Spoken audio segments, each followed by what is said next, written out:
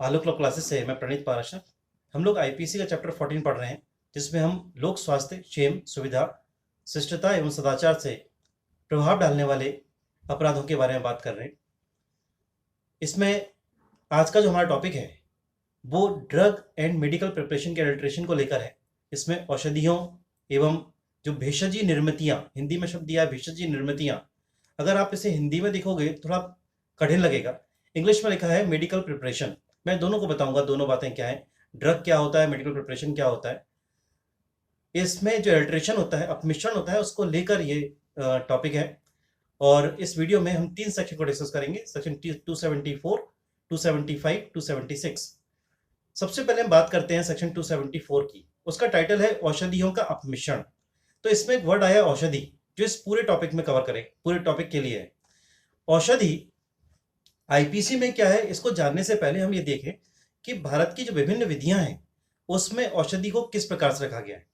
भारत के बाहर भी जो संगठन है, जैसे WHO, वर्ल्ड हेल्थ ऑर्गेनाइजेशन, उसमें अगर आप ड्रग को समझोगे, वहां पे अगर ड्रग की डेफिनेशन को देखोगे तो उन्होंने हेल्थ से रिलेटेड उसको बनाया है और कहा है ड्रग वो है जो हेल्थ को इंप्रूव करता है, उसको मॉडिफाई करता है। इस तरह की डेफिनेशन वहां दी है ड्रग की। इंडिया, भारत की विधियों में देखोगे, हमारे फार्मास्यूटिकल्स उसमें देखोगे तो वो कहते हैं कि ड्रग वो है, मेडिकल लाइन में अगर आप देखोगे तो वहां आपको मिलेगा कि ड्रग वो होती है जो किसी बीमारी को क्योर करती है, उसका प्रिवेंशन करती है, माने उसका उपचार करती है, उसकी रोकथाम करती है। ऐसी ऐसे केमिकल्स को, ऐसे किसी तत्व को वो ड्रग कहते हैं। अगर ड्रग की डेफिनेशन भारत की एक और विधि है नार्कोटिक्स, अगर आप उसमें देखोगे, उस एक्ट में देखोगे तो ड्रग क्या है, जो हमारे मस्तिष्क पर प्रभाव डालता है, जिससे नशा होता है, जिससे आदमी ये नहीं समझ पाता कि वो क्या कर रहा है। तो वहां आप अगर देखोगे तो ड्रग की डेफिनेशन कुछ और मिलेगी। उसमें आपको बहुत सारी चीजें, अफीम और नशीली चीजें से अफीम, गांजा, इस तरह की चीजें पाई जाएंगी, सब ड्रग में काउंट होंगी। मन प्रभावी जो तत्व होते हैं उसमें ही आएगा। मन प्रभावी माने जो आपकी कहीं ना कहीं आपकी फिजिकली आपको प्रॉब्लम करेंगे, मेंटली आपके ऊपर असर डालती हैं। ऐसी ऐसी दवाओं के बारे में आप वहां पढ़ोगे। अब हम बात करते हैं आईपीसी की। आईपीसी में इसको क्यों रखा गया है, तो सबसे पहले चलते हैं चैप्टर पे। चैप्टर का जो टाइटल है उसमें लिखा है लोक स्वास्थ्य पर, और बीच में क्षेम सुविधा भी है, लोक स्वास्थ्य पर प्रभाव डालने वाले अपराधों के बारे में। लोक माने पब्लिक, इसके बारे में मैं कई बार आपको बता चुका हूं। व्यक्तियों का एक समूह, व्यक्ति को भी अगर आप देखोगे आईपीसी के अंदर तो उसे भी डिफाइन किया गया डेफिनेशन क्लॉज में। वहां भी उन्होंने लोक का मतलब किसे बताया है, समुदाय को बताया है, कम्युनिटी को बताया है, ठीक है ना। उसमें पर्सन आता है, उसमें कोई एनिमल नहीं आता। तो आप अपने दिमाग में एक बात रखिए कि ये जो टॉपिक है हमारा वो सिर्फ ह्यूमन के लिए है, इसलिए औषधि की हम बात करेंगे यहाँ पर। तो औषधि, और उसमें स्पष्ट लिखा है सेक्शन के अंदर, आप जैसे एंटर करोगे तो लिखा है जो कोई माने व्यक्ति हो गया, अपराधी तो यहाँ पर व्यक्ति ही है, जो कोई किसी औषधि या भेषजीय निर्मिति, भेषजीय निर्मिति को मेडिकल प्रिपरेशन बोलूंगा, आपको जल्दी समझ में आएगा। मेडिकल प्रिपरेशन और औषधि क्या होता है इसको समझाता हूं। औषधि एक दवा है जो प्रिपेयर्ड है, जो पहले से तैयार कर ली, जो तैयार की गई है। लेकिन आपको पता है एक दवाई जब तैयार होती है तो उसके अंदर बहुत सारे कंटेंट होते हैं, बहुत सारी केमिकल्स में मिलाए जाते हैं। वो जो केमिकल्स में मिलाए जाते हैं वो भी तो ड्रग ही है, वो भी तो उसको बनाने के लिए, उस दवा को बनाने में यूज हुआ है। तो उसे बोलते हैं मेडिकल प्रिपरेशन, भेषजीय निर्मिति। ओके, क्लियर हुई बात। तो औषधि माने एक प्रिपेयर्ड मेडिसिन, एक दवा, एक दवा को बनाने के लिए जो कंटेंट्स में यूज किए गए हैं, जो तत्व उसके अंदर डाले गए हैं, जो इंग्रेडिएंट है उसके अंदर, वो उसके भेषजी निर्मिति है। तो मिलावट, जो अल्ट्रेशन है वो दोनों में हो सकता है। अगर आपने उसमें उसमें अल्ट्रेशन कर दिया, उनमें मेडिकल प्रिपरेशन में अगर आपने अल्ट्रेशन कर दिया है तो फिर सीधी बात है कि उसका जो ड्रग बनेगा, दवाई जो तैयार होगी उसमें भी होगा। और औषधि में अल्ट्रेशन करोगे तो आपको मालूम है उसमें भी इस तरह से हो सकता है। ठीक है, तो पहले क्लियर हो गई ये बात कि औषधि क्या होता है और जो भेषजी निर्मित या मेडिकल प्रिपरेशन क्या होती है। अब अपन सेक्शन पे चलते हैं। अभी मैं आपको ड्रग के बारे में, इसके जैसे टॉपिक कंप्लीट हो जाएगा, कि टॉपिक काफी बड़े हो जाते हैं फिर समझाने को टाइम कम मिलता है, मैं आपको थोड़ा सा और बताऊंगा जिसमें ड्रग को कहीं और भी डिफाइन किया है। जिसमें हमारे यहाँ एक एक्ट बना है, औषधि एवं प्रसाधन सामग्री अधिनियम, ड्रग एंड कॉस्मेटिक एक्ट, उसका भी मैं अभी बता देता हूं। तो उसमें 1940 एक्ट है। इस एक्ट के अंतर्गत उन्होंने ड्रग के अंदर केमिकल्स के साथ साथ डिवाइस को भी रखा है। केमिकल्स को भी ड्रग माना है और डिवाइस को भी माना है, क्योंकि इसमें एक्ट का इंटेंशन क्या है, इस एक्ट का उद्देश्य क्या है लाने का, इसका ऑब्जेक्ट ये था, इसके थ्रू हम लोग क्या करना चाहते हैं, जो दवाई में उपकरण भी शामिल किया गया उसके अंदर, ड्रग, उसके अंदर लिखा है ड्रग एंड डिवाइस, तो दोनों चीजों में इसमें उनका विनिर्माण माने उनकी मैन्युफैक्चरिंग, उसका सेल, उसका डिस्ट्रीब्यूशन, इस सबको रेगुलेट किया जाता है कंट्री के अंदर। सब कैसे होंगे, वो हमारा ड्रग एंड कॉस्मेटिक एक्ट के थ्रू होता है 1940 के तहत। अभी अभी आपको याद होगा 1 अप्रैल 2020 में, अभी रिसेंटली, इसमें जो मेडिकल इंस्ट्रूमेंट हैं, जो मेडिकल उपकरण हैं, उनको भी इन्होंने शामिल किया है, उसको भी औषधि की डेफिनेशन में डाला है। अभी अभी हुआ है, ये कोरोना के दौरान ही हुआ उसमें, तो चिकित्सीय उपकरणों को भी उन्होंने औषधि का दर्जा दिया है, जो एक अधिसूचना द्वारा उन्होंने नोटिफिकेशन निकाला, उसमें ऐसा किया है। तो इस तरह से औषधि को आप देखोगे तो अलग अलग एक्टों में वो अलग अलग बताई गई है, लेकिन आईपीसी में क्या औषधि है उसके बारे में बात कर रहे हैं। तो उसने स्पष्ट लिखा है कोई ड्रग और कोई मेडिकल प्रिपरेशन क्या करती है, उसमें क्या किया गया है, एक्यूज्ड ने क्या किया, किसी पर्सन ने क्या किया, उसमें एडल्ट्रेशन किया, लेकिन एडल्ट्रेशन जो किया है उसका एक इंटेंशन है। इंटेंशन क्या है, इस आशय से अपमिश्रण करेगा या ये संभावित जानते हुए अपमिश्रण करेगा। किस लिए अपमिश्रण कर रहा है, नंबर 1 कि किसी औषधि प्रयोजन के लिए वो दवाई बेची जाए, वो मेडिकल प्रिपरेशन बेचा जाए, उसका उपयोग किया जाए, नंबर 1।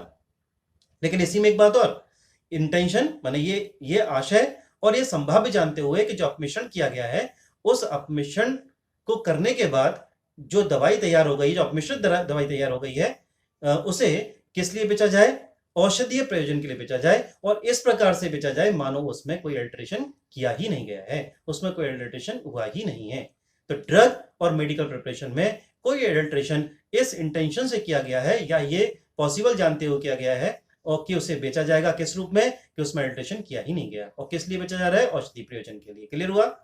इसी धारा में दूसरी बात लिखिए, इस प्रकार से अपमिश्रण करेगा कि उस औषधि या फिर मेडिकल प्रिपरेशन को, उस ड्रग को या उस मेडिकल प्रिपरेशन को का क्या होता है, उसकी प्रभावकारिता कम हो जाएगी, उसका इफेक्ट कम हो जाएगा, ठीक है ना, इस प्रकार से करेगा। उसमें अल्टरेशन तो किया, लेकिन क्या हुआ, उससे जो उसका इफेक्टिवनेस है, जो उसका प्रभावकारिता है, वो कम हो जाएगी, ठीक है ना। दूसरी बात, क्रिया बदल जाएगी, जो रिएक्शन होता है बॉडी के अंदर वो रिएक्शन बदल जाएगा। तीसरी बात, वो अपायकर हो जाएगी, अपायकर हो जाएगी। हमने पिछली वीडियो में देखा था अपायकर, उसमें फूड अल्टरेशन से रिलेटेड जो चीजें थी उसमें अपायकर वर्ड आया, मैंने बोला हानिकारक या पॉइजनस, कोई ऐसी चीज होती है उसको अपायकर बोलते हैं, तो अपायकर हो जाएगी। ये दो इंटेंशन से अगर वो इसमें अल्टरेशन करता है तो उसके लिए धारा 274 में प्रोविजन है।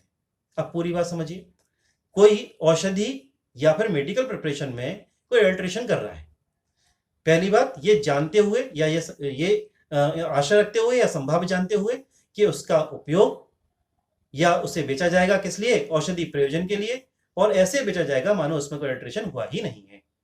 दूसरी बात इसी धारा में लिखी है कि इस इंटेंशन से करता है, इस आशय से अपमिश्रण करेगा कि उसकी प्रभावकारिता कम हो, वो क्रिया बदल जाए या वो अपायकर हो जाए, तो सजा का प्रावधान 6 माह या 1000 रुपए तक का जुर्माना या दोनों से दंडित किया जाएगा। ठीक है, अब सेक्शन चलते हैं 275 पे। 275 में लिखा है अपमिश्रित दवाइयों का विक्रय। जैसे आपने वहां पढ़ा था फूड वाले, उसमें सेक्शन 272 और 273 में, सेक्शन 273 में हमने क्या पढ़ा, 272 में हमने पढ़ा अपमिश्रण, और फिर उसके बाद उस अपमिश्रित वस्तु का खाद्य पेय पदार्थ का विक्रय। ऐसे ही यहाँ पर 274 में अपमिश्रण कर दिया गया ड्रग्स का, अब उसका विक्रय हो रहा है। तो अपमिश्रित वस्तुओं का या औषधियों का, अपमिश्रित वस्तु नहीं सही, औषधि, यहाँ पे औषधि वर्ड, तो अपमिश्रित औषधियों का विक्रय क्या कहते हैं, जो कोई जानते हुए, माने ये उसको पता लग गया भाई कि ये अपमिश्रित है, एडल्टरेटेड है, जानते हुए कि किसी औषधि या मेडिकल प्रिपरेशन, कोई ड्रग या मेडिकल प्रिपरेशन में इस प्रकार से अपमिश्रण किया गया है कि उसकी प्रभावकारिता कम हो गई है, उसकी क्रिया बदल गई है, या वो अपायकर हो गई है, वो हानिकारक हो गई है। क्या करता है, ऐसी अपमिश्रित वस्तु को जानते हुए उसे बेचेगा या बेचने की प्रस्तावना करेगा या बेचने के लिए आवेदन करेगा। मैंने आपको पिछले वीडियो में बताया था, बेचने का आवेदन माने उसने बोल दिया कि बिक्री योग्य है, प्रस्तावना उसने प्रपोजल कर दिया कि मैं तैयार हूं बेचने के लिए किसी कीमत पर, ठीक है ना, किसी कीमत माने जो उन्होंने डिसाइड किया, कंसिडरेशन उस पर, कॉन्ट्रैक्ट की तरह उसमें प्रपोजल होता है, और बेचना माने उस बेचने की प्रक्रिया पूरी कर दी है। अगर, और तीनों चीजों के लिए एक ही प्रकार का दंड। तो ये अभी धारा का एक पार्ट हुआ। ठीक है, एक पार्ट में क्या बताया कि क्रिया बदल गई है, प्रभावकारिता कम हो गई है, अपायकर हो गई है। ये बात जानते हुए कि ऐसे अपमिश्रण से ऐसा हुआ है, उसको बेचेगा, बेचने की प्रस्तावना करेगा, अभिदर्शित करेगा। अब दूसरी बात सुनिए जो बहुत इंपॉर्टेंट है, किसी औषधालय में, मानी कोई डिस्पेंसरी है, कोई ऐसा हॉस्पिटल है, उसमें उस दवाई को, अपमिश्रित दवाई को, जो अभी एडल्ट्रेटेड है, उसे औषधि प्रयोजन के लिए इस तौर पर देगा कि वो अनपमिश्रित है। आपकी बुक में दिया है अनपमिश्रित, माने जिसमें अल्ट्रेशन नहीं किया गया है। तो किसी डिस्पेंसरी में औषधि प्रयोजन से कि उसका दवाई के रूप में उपयोग किया जाए, और किस रूप में दे रहा है, किस तरह से दे रहा है कि इसमें अभी अल्ट्रेशन हुआ ही नहीं है, मतलब ऐसा कोई अल्ट्रेशन इसके अंदर नहीं है, ये बात जानते हुए देता है। तीसरी बात, यह अपमिश्रण होना न जानने वाले किसी व्यक्ति को औषधि प्रयोजन के लिए उपयोग करने के लिए देता है। तीन बातें हुई। पहली बात बेचना, बेचने की प्रस्तावना, अभिदर्शन करना। ठीक है। दूसरी बात, किसी डिस्पेंसरी में देना कि उसका, और ये औषधि प्रयोजन में उपयोग हो और वो अनपमिश्रित है, माने वो अल्ट्रेशन उसमें नहीं किया गया, अल्ट्रेटेड नहीं है। तीसरी बात, किसी व्यक्ति को उसके उपयोग के लिए दे रहा है और वहां भी औषधि के प्रयोजन में उपयोग करे, ऐसे व्यक्ति को दे रहा है जो जानता ही नहीं कि इसमें अल्ट्रेशन हुआ है। इन सब के लिए सजा का प्रावधान एक ही है। पूरी धारा के लिए 6 माह या 6 माह तक का किसी बात कारावास या 1000 रुपए तक का जुर्माना, या दोनों से दंडित किया जाएगा। अब इस टॉपिक की आखिरी धारा आती है, उसमें लिखा है औषधि का भिन्न औषधि या निर्मितियों के तौर पर विक्रय करना। जो ड्रग है उस ड्रग का किसी दूसरे ड्रग के रूप में, उस प्रिपरेशन के रूप में उसका विक्रय करना। आपसे, मैं इसको इंट्रोडक्शन वीडियो में भी आपको बताया था, आप कोई दवाई लेने गए, उसने बोला कि भाई ये दवाई है क्रोसिन, ठीक है, उसने दवाई दे दी। आपने क्रोसिन अगर देगा तो कोई प्रॉब्लम ही नहीं। क्रोसिन के अलावा कोई ऐसी दवाई देता है वो, जिसमें वो कहता है कि इसमें क्रोसिन के ही कंटेंट है, ये वैसी ही दवाई है, ये भी वही करेगी, ठीक है ना, बट उसमें ऐसे कंटेंट नहीं है, कुछ कम है या कोई ज्यादा है, ठीक है ना। तो जिस औषधि को आपको चाहिए उस औषधि से भिन्न औषधि या निर्मिति माने वही प्रिपरेशन, मेडिकल प्रिपरेशन के तौर पर विक्रय करना। तो जो कोई किसी औषधि या मेडिकल प्रिपरेशन को क्या करेगा, भिन्न औषधि या मेडिकल प्रिपरेशन के तौर पर जानते हुए बेचेगा, बेचने की प्रस्तावना करेगा या बेचने के लिए अभिदर्शित करेगा। तो लेकिन क्या हो, क्या इंटेंशन क्या है, ये जान रहा है वो कि औषधि प्रयोजन के लिए किसी औषधालय में देगा, ठीक है ना। ये सारी चीजें वो जानते हुए करता है, विक्रय करेगा उसका एक बात, या फिर किसी औषधालय में, किसी डिस्पेंसरी में उसको क्या करता है, औषधि के प्रयोजन के लिए देगा। इस कंडीशन में, दोनों कंडीशनों में, पहले वाले में बेचना हो गया, दूसरे वाले में देना हो गया, लेकिन इंटेंशन दोनों में ही उसका क्या है, औषधि के प्रयोजन में उपयोग में लाना। तो 6 माह तक का किसी बात का कारावास या 1000 रुपए तक का जुर्माना, या दोनों से दंडित किया जाएगा। दंड का प्रावधान तीनों धाराओं में एक ही है। मेन बात यह थी कि हमें यह समझना था कि जो ड्रग का अडल्ट्रेशन होता है उसमें किस तरह के पनिशमेंट होते हैं।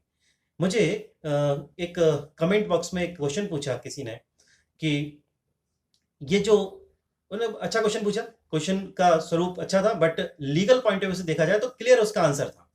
तो उन्होंने पूछा कि अगर कोई खाद्य पदार्थ का उपयोग करता है और उससे किसी एक पर्सन को ही केवल प्रॉब्लम आती है, केवल एक ही पर्सन को नुकसान होता है, तो क्या यहां पर इसको लोक स्वास्थ्य के लिए हानिकारक मान सकते हैं? ये चैप्टर 14 में कवर होगा, 274 273 में आएगा वो, ठीक है ना।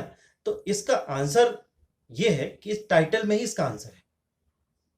अभियुक्त का काम केवल एक्ट को करना है, एक्ट को करते ही वो दंडित हो जाएगा। अब उस पर उसका प्रभाव कितने लोगों पर पड़ रहा है कि नहीं पड़ रहा है, उसका ये कोई मैटर नहीं करता। एक्ट, ये आईपीसी पेनल कोड है, ये अपराधी के दंड के बारे में प्रावधान करती है, ठीक है ना। अगर उसने पूरा एक्ट कर दिया है, उसने अपनी तरफ से उस इंटेंशन के साथ सारी अल्ट्रेशन कर दी है, मिलावट कर दी है, तो उसको पनिशमेंट मिलेगा ही। फिर भले ही उससे एक पर्सन को प्रॉब्लम आए, उसके लिए अपायकर हो, या बहुत सारे किसी ग्रुप ऑफ पर्सन के लिए वो अपायकर हो। ओके, तो इस तरह की बातें। ऐसे यहाँ भी लोगों को बड़ा डाउट रहता है, क्लास में हम लोग जब पढ़ाते हैं तो बड़े क्वेश्चन पूछे जाते हैं कि सर ये जो मेडिकल में, इसमें सर ड्रग में जो अल्ट्रेशन हो रहा है, क्या वो अल्ट्रेशन एनिमल के लिए भी है? क्या उससे एनिमल को भी बीमारी होगी तब भी है क्या? तो नहीं। अगर आप इसे देखोगे तो ये थोड़ा सा कवर करा है आपका ड्रग एंड कॉस्मेटिक एक्ट के अंतर्गत, 1940 में उन्होंने उसमें लिखा है कि ह्यूमन भी और ह्यूमन के बाहर के लोगों के लिए भी ड्रग और कॉस्मेटिक वो, तो वहां आप जा सकते हो, स्पेशल एक्ट बनाए गए हैं इसके लिए। लेकिन आईपीसी केवल ह्यूमन की बात करती है, क्योंकि इसका मेन जो ऑब्जेक्ट है वो ह्यूमन को दंडित करना और ह्यूमन के ऊपर असर, अगर कहीं आया भी होगा एनिमल पर उसके इफेक्ट की बात आएगी, तो उन्होंने स्पेशली उसमें एनिमल वर्ड डाला होगा, लिखा होगा, उस सेक्शन के अंदर वो प्रावधान होगा। ओके।